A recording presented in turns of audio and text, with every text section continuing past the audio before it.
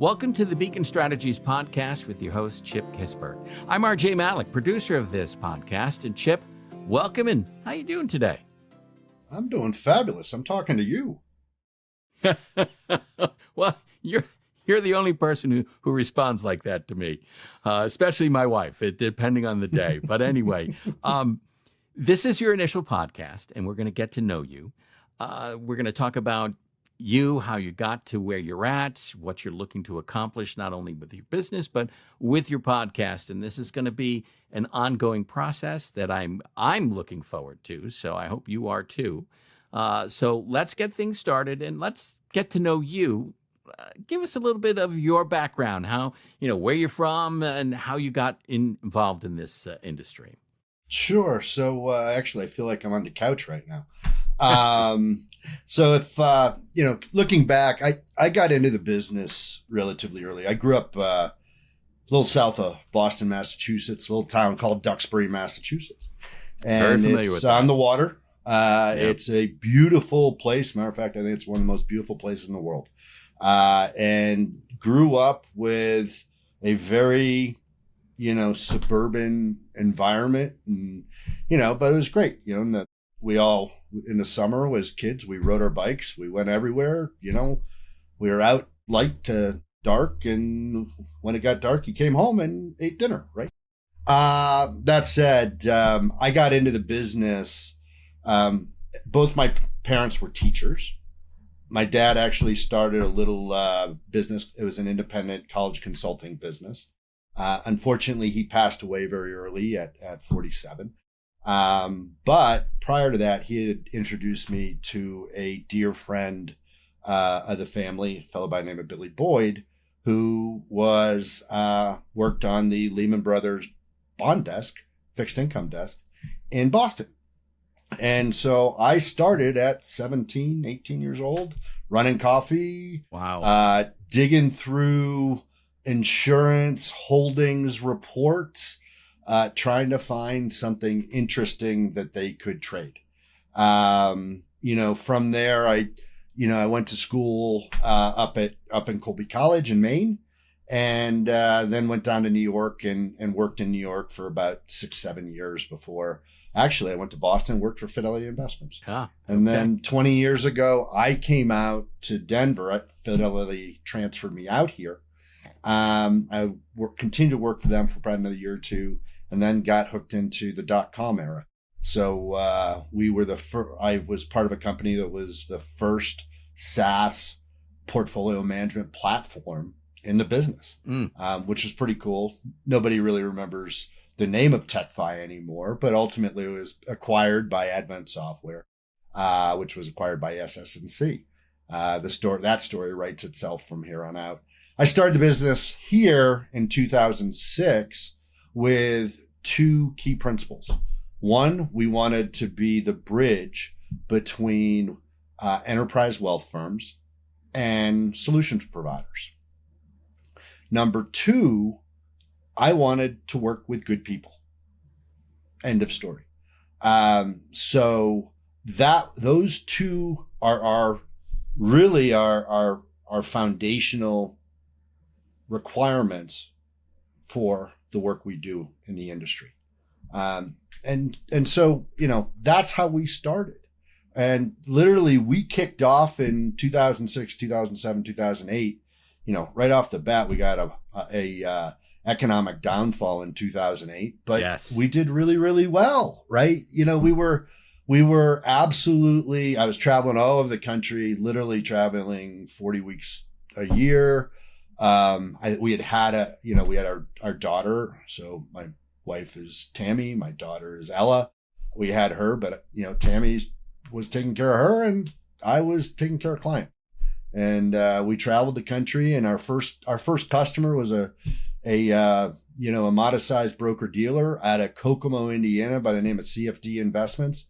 I'll be forever grateful to them for taking a leap and believing in us.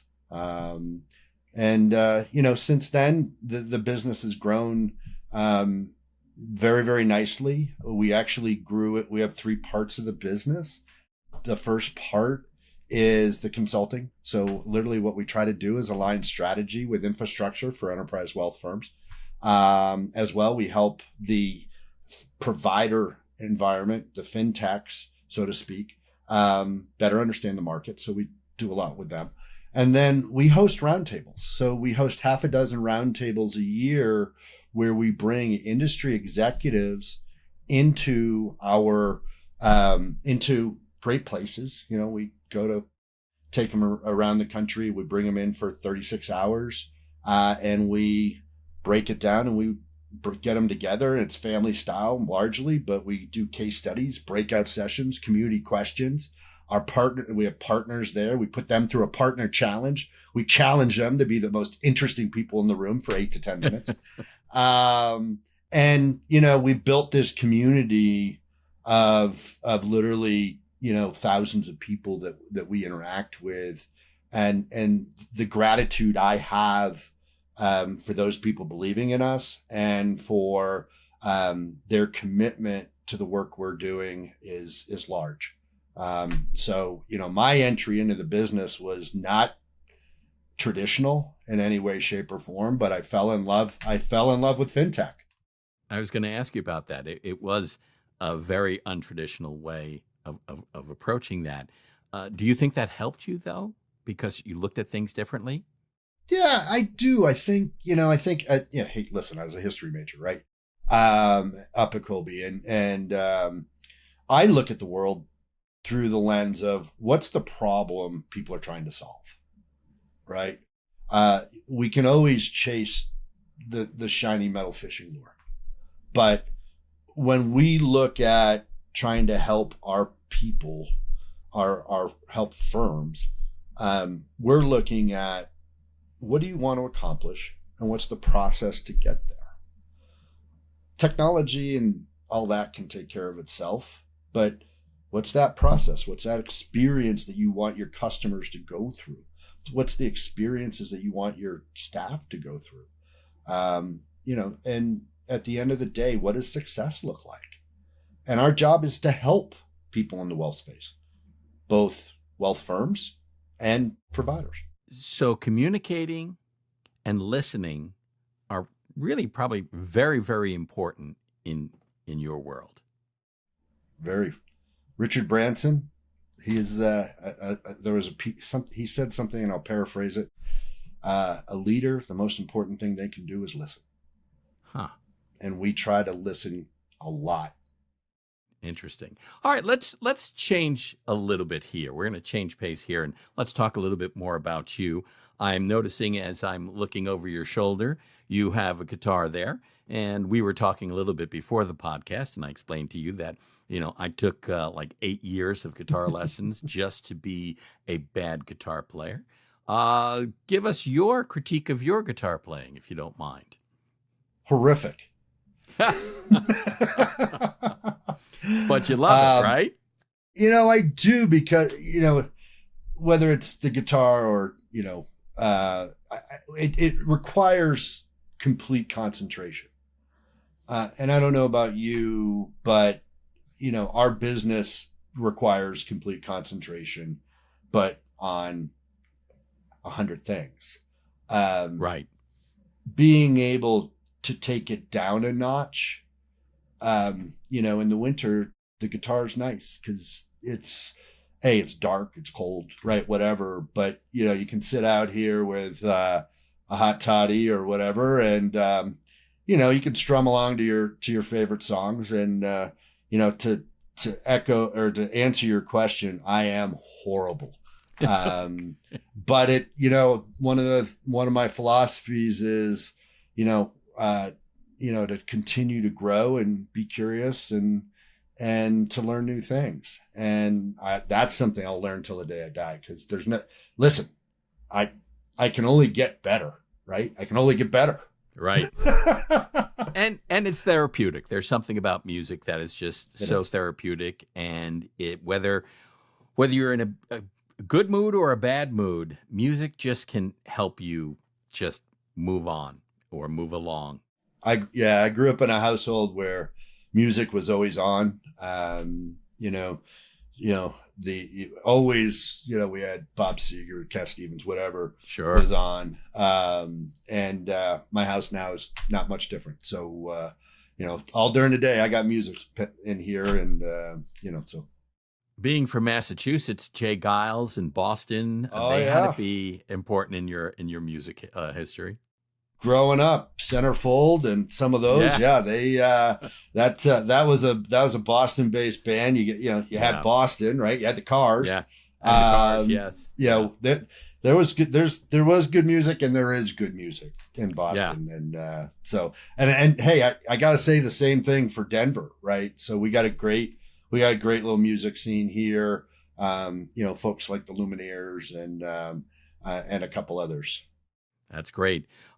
Just to give you, I'm very familiar with Massachusetts. That's where I met my wife, was in Massachusetts, in Worcester, Massachusetts. We were both working at the same radio station. She was the news person on the AM station, and I was a music jock on the FM station. And I always tease her because I always felt like she thought I was, a big loser. And because... Which station was it? I worked at WSRS in Worcester, and she worked at WTAG, and then she worked in Boston at WBUR for a number of years. Really? And, I know that one. Yeah, excellent. And then I got a job on Cape Cod, and that's when she came down to visit me, and we've been together ever since. MVY? No. I was working at WCIB, Cool 102. Got it. Yeah, my grandparents were down in Chatham, and there were not many radio stations. No. And I think there are fewer. Yes, but Cape Cod is just a beautiful place, and we go back every single year. In fact, we were there Memorial Day weekend. We'll go back Labor Day weekend, and that's our place. I'm jealous. I haven't been back in too long. Just wanted to share that with you. Okay, let's move on, and let's talk a little bit about another hobby of yours. You like to golf, and how did you get involved in that? Is that something, you were looking for something competitive? Like for myself, I'm not a good golfer, but I've always played sports. So as I got older, I couldn't play the sports that I like to play. For example, in high school and college, I was a lacrosse player, and there's a shelf life with that. But I have that competitiveness in me. So playing golf is as bad as I am, I still enjoy it. Is that something similar to you? I grew up in a very sports-centric family. In college, freshman year, I played 3 sports. I played football, hockey, and baseball. And hockey, freshman year, I lasted probably about half the season until a viral infection took me out, and I said, maybe football and baseball is enough. But I always grew up playing sports. I love to compete. I think that translates over into the business side. And interesting enough, I played a ton of tennis growing up in the summer.